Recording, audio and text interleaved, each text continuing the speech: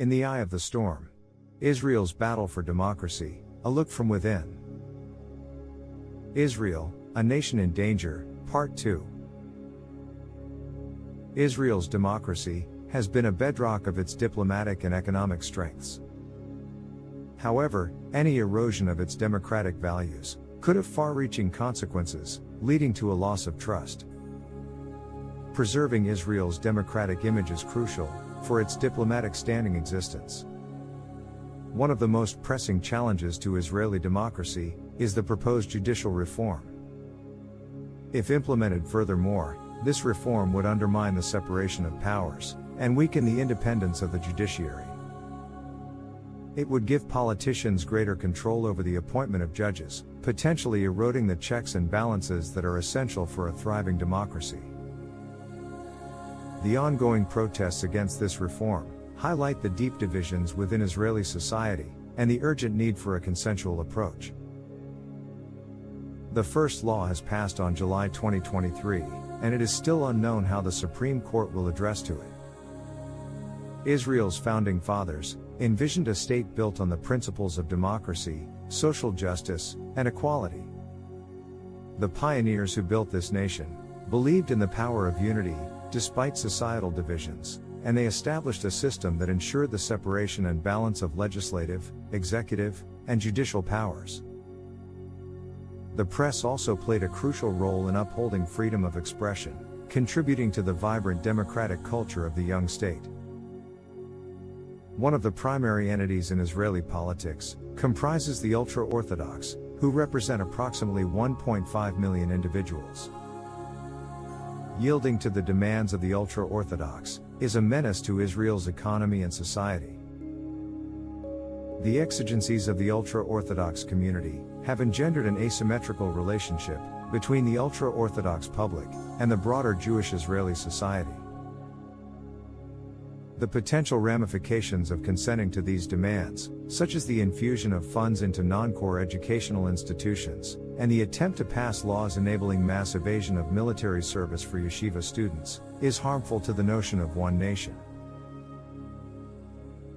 Deep look into the data, illuminating the unequal distribution of tax payments and subsidies between the ultra-Orthodox and non-Orthodox Jewish households. For decades, Israeli society has functioned under a discriminatory compact, where non-Orthodox men serve in the military and workforce, while a substantial portion of ultra-Orthodox men evades both military service and employment. This model places an enormous burden on the Israeli economy, sustained only by the success of the high-tech sector and the hype of the startup nation concept. However, this approach is untenable, as it undermines security and social cohesion, leading to the exploitation of the welfare system, and to finance voluntary poverty. The involvement of the ultra-Orthodox in the coup d'état, or the judicial reform as some call it, has brought their relationship with Jewish Israeli society into the spotlight. It is evident that the ultra-Orthodox parties seek to perpetuate their way of life by supporting a passage of empowerment that allows evasion to continue. This blatant attempt to undermine the secular way of life raises concerns about the future coexistence of all Israelis. A closer examination of the data reveals a grim future if the current processes in ultra-Orthodox society persist. The strong Israeli economy will become fragile in the foreseeable future if necessary changes are not implemented. Although the employment rate of ultra-Orthodox men has shown improvement, it still falls significantly short of non-Orthodox Jewish men, both in terms of employment rate and average salary. Data presented by experts shows that if the current trends in ultra-Orthodox employment and wages persist until 2050, the GDP will suffer a staggering loss of 220 billion new Israeli shekels, approximately $65 billion. But the effects of that can already be noticed. This calculation does not even account for the additional expenses related to allowances and support. This numbers emphasizes that the debate is not about the importance of studying the Torah or the right way of life.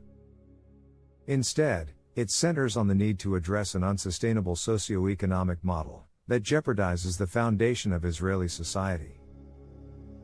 Israel has a population of 9.5 million people, of whom 7 million citizens are Jewish, and slightly more than 2 million Muslim Arabs, who are also Israeli citizens.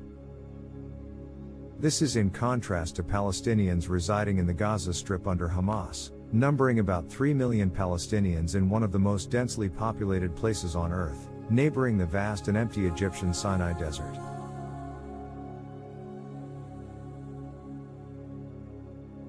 Additionally, there are 2 million Palestinians living in the occupied territories in the West Bank, an area that is semi-controlled by the Palestinian Authority and is integrated with the Jewish settlements. This integration makes the idea of a separate Palestinian state an unviable option, yet it is still being discussed by many who fail to grasp the reality of the situation.